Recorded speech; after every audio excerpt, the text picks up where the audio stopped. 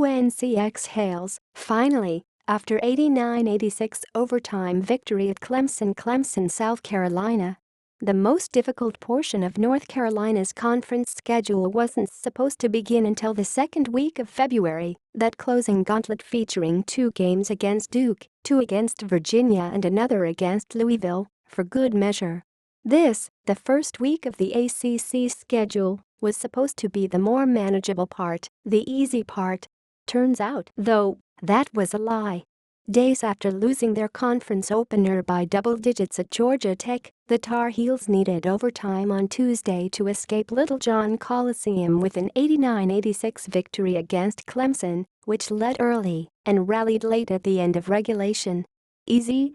It was a laughable thought early here on Tuesday, when Clemson led by as many as 7 points not long before halftime.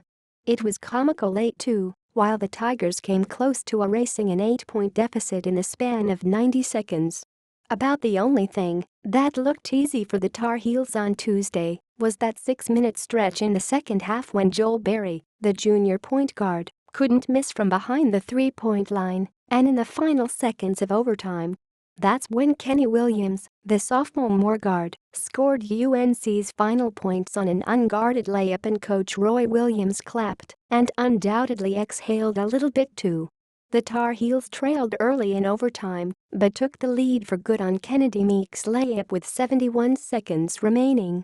Fouled on the play, Meeks missed the free throw, but Clemson came up empty on its next possession. The Tigers in the final minute missed 4 consecutive shots from the field, allowing UNC to pull away and leave Littlejohn victorious. Complete coverage of the UNC Tar Heels. UNC in overtime found some measure of redemption after a collapse of sorts late in regulation. The Tar Heels led by 8 points with 5 minutes, 15 seconds remaining, but they couldn't hold the lead in the final minutes of regulation. Clemson needed less than 90 seconds to cut its deficit to 1, but then the Tigers went cold and missed 5 consecutive shots from the field at one point. UNC looked like it would prevail at last in the final minute, but Justin Jackson, the junior wing forward, missed the front end of a 1-and-1 with 27 seconds remaining.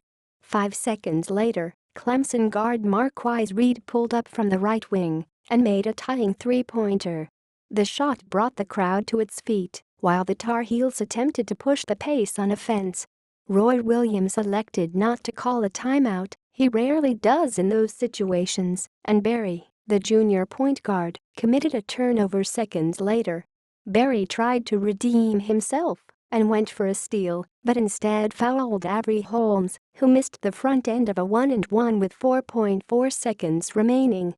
After a timeout, Berry drove the length of the court and missed a running shot high off the backboard, sending the game into overtime. Before Tuesday night at Clemson, Berry had never scored more than 24 points during his 3 seasons in college.